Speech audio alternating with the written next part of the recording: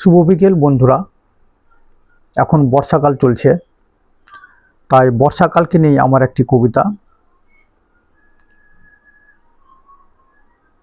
কবিতার নাম বৃষ্টি ভালো লাগে। স্বরচিত কবিতা পাঠে আমি মোহাম্মদ ইজাজ আহমেদ। বৃষ্টি দেখতে ভালো লাগে, আকাশে ঘুরে বেড়ানো মেঘ দেখতে ভালো লাগে। পুলকিত হৃদয়ে চেয়ে থাকি আকাশের পানে। আকাশ থেকে বৃষ্টি নামে, কুটির ঘরের চালে বৃষ্টি নাচে। নাচে ঝমঝম শব্দ শুনতে ভালো লাগে।